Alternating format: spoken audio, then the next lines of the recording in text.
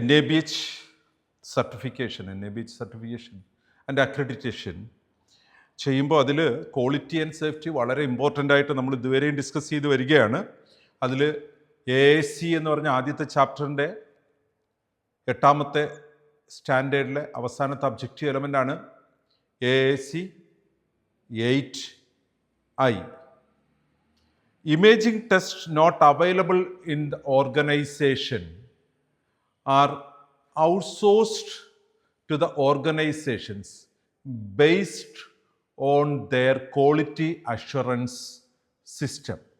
അവരുടെ ക്വാളിറ്റിയെ ഉറപ്പുവരുത്തി പുറത്തുള്ള സർവീസ് സെൻ്ററുകളുമായിട്ട് കണക്റ്റ് ചെയ്ത് നമുക്ക് ഇല്ലാത്ത സർവീസസ് വാങ്ങാം. അത് കൃത്യമായിട്ടും നമുക്ക് എന്ത് ചെയ്യണം? ഒരു ഡോക്യുമെൻ്റ് അതിൻ്റെ പേരിൽ നമുക്ക് ഉണ്ടാക്കി വയ്ക്കേണ്ട ആവശ്യമുണ്ട്. ആ ഡോക്യുമെൻ്റ് അല്ലെങ്കിൽ അതിനൊരു സിസ്റ്റം ഉണ്ടാക്കി എന്തിനെയൊക്കെ അഡ്രസ്സ് ചെയ്യണം. അതാണ് ഈ ഒരു AAC 8I പറയുന്നത്. നമുക്ക് പുറത്തേക്ക് പോകുന്ന സർവീസസ്, ഇമേജിംഗ് സർവീസസ് ഏതൊക്കെയാണെന്ന് ലിസ്റ്റ് ഉണ്ടാക്കണം.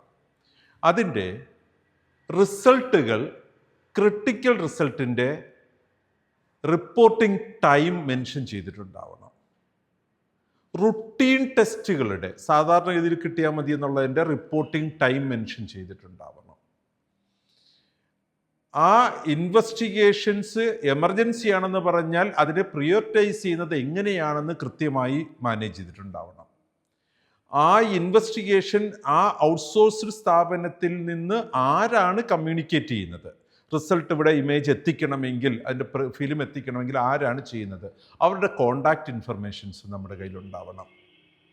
സോ അതുപോലെ തന്നെ ആ പേഷ്യൻറ്റിനെ പുറത്തേക്കാണ് കൊണ്ടുപോകുന്നതെങ്കിൽ ട്രാൻസ്പോർട്ടേഷൻ എങ്ങനെയാണ് ചെയ്യേണ്ടത്? അത് സേഫായിട്ട് ചെയ്യാനായിട്ട് നമ്മളാണോ ട്രാൻസ്പോർട്ടേഷൻ ചെയ്യുന്നത്? നമ്മുടെ ഔട്ട്സോഴ്സ്ഡ് ഇമേജിംഗ് സർവീസ് തരുന്ന കമ്പനിയാണോ ചെയ്യുന്നത്?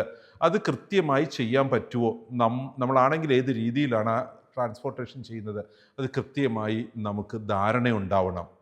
AAC 3C നമ്മളിതിനെക്കുറിച്ച് ഡിസ്കസ് ചെയ്തതാണ്. ഇനി വരാൻ പോകുന്ന ROM 6C നമ്മൾ ഇതുമായിട്ട് ബന്ധപ്പെട്ട കാര്യങ്ങൾ ഡിസ്കസ് ചെയ്യുന്നുണ്ട്. സോ ഇതിൻ്റെ രണ്ടിൻ്റെയും വിശദാംശങ്ങൾ ചേർത്ത് വേണം നമ്മളിതിനെ ചിന്തിക്കാനായിട്ട്.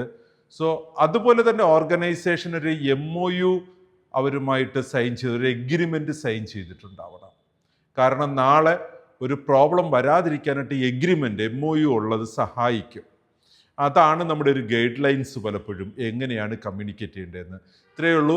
നമ്മുടെ ഈ ഒരു റേഡിയോളജി സർവീസസിനെ കുറിച്ചുള്ള 8ഉം 9ഉം സ്റ്റാൻഡേർഡ്സിൽ 8ാമത്തെ സ്റ്റാൻഡേർഡ് ഇവിടെ നമ്മൾ ഡിസ്കസ് ചെയ്ത് കഴിയുമ്പോൾ ഈ ഒരു സ്റ്റാൻഡേർഡിൽ പറയുന്ന കാര്യങ്ങൾ നമുക്ക് കൃത്യമായിട്ടും നമ്മുടെ സർവീസസിനനുസരിച്ച് ഇമേജിംഗ് സർവീസ് പ്രൊവൈഡ് ചെയ്യാൻ കഴിയണം. അല്ലെങ്കിൽ ഒരു ഔട്ട്സോഴ്സ് ഫെസിലിറ്റി ആയിട്ട് നമുക്കൊരു MOU ഉണ്ടാകണം. അതിലെന്തെല്ലാം മാനദണ്ഡങ്ങൾ കീപ്പ് ചെയ്യണം, ഇതൊക്കെയാണ് നമ്മളോട് ഡിസ്കസ് ചെയ്തത്. AAC 8A മുതൽ I വരെയുള്ള 9 ഒബ്ജക്റ്റീവ് എലമെൻസിൽ കൂടിയാണ് ഈ ഒരു സ്റ്റാൻഡേർഡ് നമ്മൾ കണ്ടത്. ഈ ഒരു സ്റ്റാൻഡേർഡ് വളരെ സിമ്പിളായിട്ട് നമ്മുടെ ഹോസ്പിറ്റലിൽ പാലിക്കാവുന്നതേ ഉള്ളൂ. ഒത്തിരി ഡിഫിക്കൽട്ട് കാര്യങ്ങളൊന്നുമില്ല.